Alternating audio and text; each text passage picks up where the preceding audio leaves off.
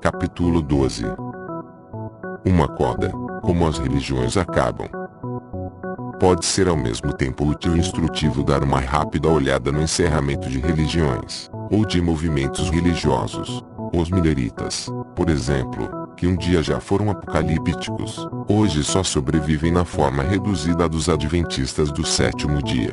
E não voltaremos a ouvir falar, a não ser na forma mais vestigial e nostálgica, de Pan Osíris ou qualquer um dos milhares de deuses que um dia já mantiveram as pessoas sob absoluta servidão. Mas devo confessar uma leve simpatia, que tentei e fracassei em reprimir, por Sabbatai Zevi, o mais imponente dos falsos messias. Em meados do século XVII, ele galvanizou comunidades judaicas inteiras através do Mediterrâneo e do Levante, chegando a regiões longínquas como a Polônia, Hamburgo e até mesmo Amsterdão, que havia repudiado Spinoza, com sua alegação de ser o escolhido que conduziria os exilados de volta à Terra Santa, dando início à Era de Paz Universal. Sua chave para a revelação foi o estudo da Cabala, mais recentemente revivida e na moda por uma mulher do showbiz bizarramente conhecida como Madonna, e sua chegada foi saudada por congregações judaicas histéricas na sua região natal de Esmirna, a Tessalônica, Constantinopla e Alepo. Os rabinos de Jerusalém, tendo sido perturbados antes por alegações messiânicas prematuras, foram mais céticos, utilizando conjurações cabalísticas que tornavam seu próprio nome equivalente a Mashiach ou Messias quando decodificado a partir de um anagrama hebraico. Ele pode ter convencido a si mesmo, e certamente persuadiu outros, de que era o aguardado, nas palavras de um de seus discípulos. O profeta Natan profetizou e Sabbatai Zevi pregou que quem não corrigisse sua conduta não desfrutaria do conforto em Sião e Jerusalém, e que seria condenado à vergonha e ao eterno desprezo. E houve um arrependimento, semelhante ao qual nunca se viu desde que o mundo foi criado até o dia de hoje. Este não era um rude pânico milerita. Eruditos e homens cultos debatiam a questão apaixonadamente por escrito, e, como consequência, existe um excelente registro dos acontecimentos. Todos os elementos de uma profecia verdadeira e falsa estavam presentes. Os devotos de Sabbatai apontavam para seu equivalente de João Batista, um carismático rabino chamado Natan de Gaza. Os inimigos o descreviam como epiléptico e herege, acusando-o de violar a lei. E por sua vez eram apedrejados pelos partidários de Sabbatai.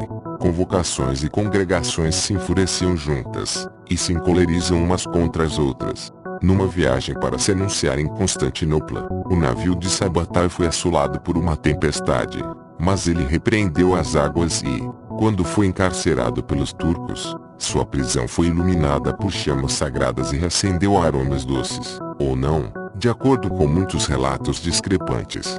Ecoando uma disputa cristã muito dura, os adeptos do rabino Natan de Sabbatai sustentavam que sem a fé, o conhecimento da Torá e a realização de boas ações, tudo seria inútil.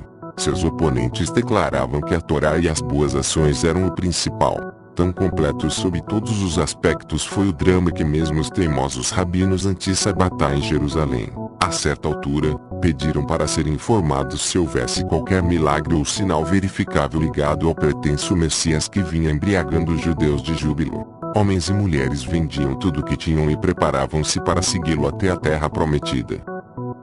As autoridades imperiais otomanas tinham um bocado de experiência em lidar com a inquietação civil entre minorias confessionais da época. Estavam em pleno processo de arrancar Creta dos venezianos, e se comportavam com muito mais circunspecção do que, supostamente, os romanos haviam se comportado. Entenderam que, se Sabbatai fosse reivindicar o reino sobre todos os reinos, além de reivindicar uma larga área de sua província na Palestina, então era um provocador secular além de religioso.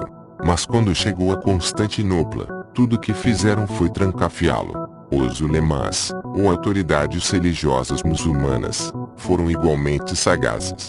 Foram contra a execução desse turbulento súdito, para que seus entusiásticos crentes não fizessem uma nova religião. O roteiro ficou quase completo quando um ex-discípulo de Sabbatai, um tal de Nehemiah Cohen, veio à sede geral do grão-vizir e denunciou seu ex-mestre como praticante de imoralidade e heresia. intimado ao palácio do vizir, e com permissão de fazer sua saída da prisão com uma procissão de correligionários entoando hinos. O Messias foi indagado sem rodeios se concordaria com um julgamento por ordalho. Os arqueiros da corte usariam como alvo e, se os seus desviassem as setas, ele seria julgado genuíno. Caso recusasse, seria empalado. Se quisesse declinar totalmente a escolha, poderia afirmar-se como verdadeiro muçulmano e teria permissão de viver. Sabbatai Zevi fez o que quase todo mamífero comum teria feito. Fez a profissão de fé padrão naquele Deus e seu mensageiro e foi-lhe concedido uma sinecura. Mais tarde foi deportado para uma parte do império que era quase um Judenrein, na fronteira albano-montenegrina, e ali faleceu, supostamente no Yom Kippur de 1676, na hora precisa da oração vespertina, quando se diz que Moisés deu o último suspiro. Seu túmulo, muito procurado, nunca foi identificado de forma conclusiva. Seus aflitos seguidores imediatamente se dividiram em diversas facções. Houve alguns que se recusaram a acreditar na sua conversão ou apostasia. Houve outros que argumentaram que ele apenas se tornara muçulmano para ser um Messias ainda maior. Houve outros ainda que sentiram que ele tinha apenas adotado um disfarce. E é claro que houve aqueles que alegaram que ele fora alçado aos céus.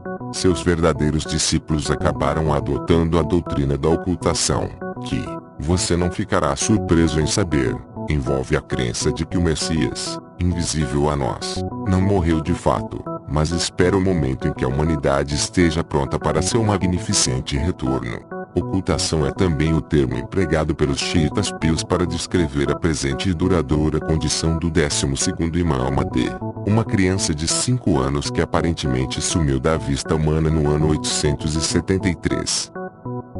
Então a religião de Sabbatai Zevi chegou ao fim, e sobrevive apenas na minúscula seita sincrética conhecida na Turquia como Do Contre Mami, que oculta uma lealdade judaica numa exterior observância islâmica. Mas se seu fundador tivesse sido condenado à morte, ainda hoje estaríamos ouvindo falar dele e das elaboradas excomunhões mútuas, apedrejamentos e cismas em que seus seguidores acabariam se envolvendo subsequentemente. O contexto mais próximo dos nossos dias é a seita assídica conhecida como Chabad, um movimento lubavite que um dia foi liderado, e segundo alguns, ainda é, por Menachem Schneerson. Aguardava-se com confiança que a morte desse homem no Brooklyn, em 1994, produzisse uma era de redenção, o que até agora não ocorreu. O Congresso dos Estados Unidos já havia estabelecido um dia oficial em honra a Schneerson, em 1983. Assim como ainda existem seitas judaicas que sustentam que a solução final nazista foi uma punição para os que viviam no exílio de Jerusalém. Há também aqueles que preservam a política do gueto que mantinha um guardião dos portões, cuja tarefa era alertar os outros caso o Messias chegasse inesperadamente. É um trabalho estável, teria dito um desses guardas, em tom bastante defensivo, examinando as quase-religiões ou as que poderiam ter sido. Poder-se-ia experimentar uma leve sensação de pena, não fosse o constante alarido dos outros pregadores, todos eles alegando que é o seu Messias, e o de mais ninguém, que deve ser esperado com servilismo e reverência.